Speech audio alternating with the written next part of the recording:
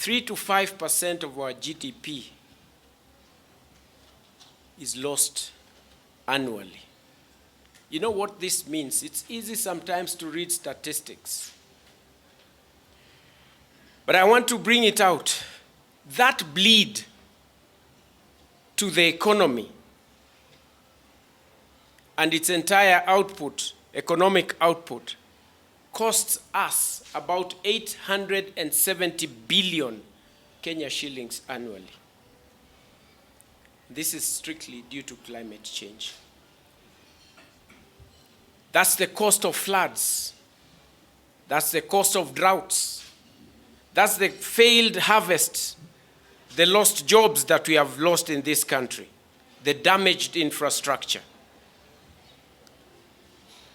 If over the next 15 years nothing is done and nothing changes, we are looking at a loss of 15 trillion Kenya shillings. May sound just a number, but I dare say that this is enough to transform our entire nation. These are not just numbers. They represent the schools, the hospitals, the farms, and of course the futures. Climate change is not a luxury. You realize that in January this year, it was the hottest ever recorded month in the history of this country. This year.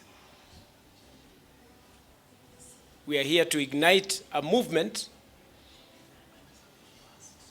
because in April, in South Sudan, 705,000 people were displaced by floods. We are here to ignite a movement because in the same month in Ethiopia, 10 million people were terribly affected by the floods in that country. And I deliberately pick all those places that are very far because it sounds very far. And I will now make you a little bit uncomfortable why we are here to ignite a movement. As scholars and as we discuss many issues regarding CO2 emissions, we imagine that this is a story that is very far.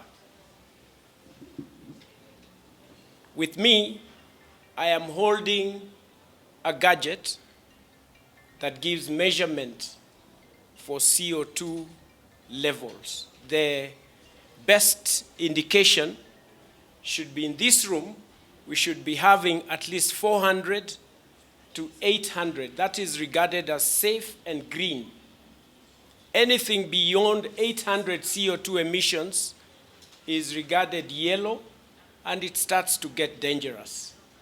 And if it gets to red, you will definitely get sleepy, you will be totally unproductive, and it will lead to headache.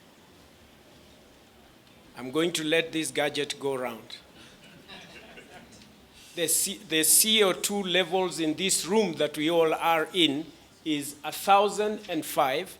At one point it was 1,340, and it is still fluctuating between the yellow line.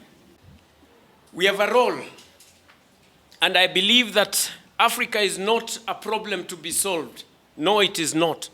Africa is the solution that is waiting to be had. We must be able to wake up, and we are, of course, the youngest continent in the world.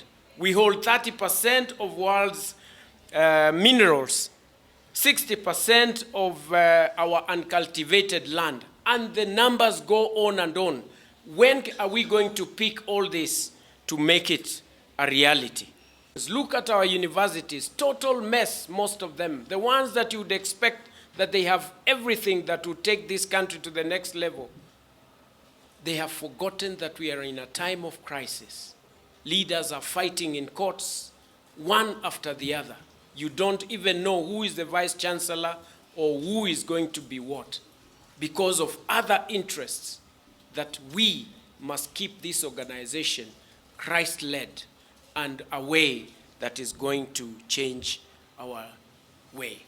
I see a situation where we have education and capacity building on short courses that lead to PhD and much more training that is definitely required. I see great effort in research and innovation. I see green labs based on African solutions. You know, Africa, we are just unique.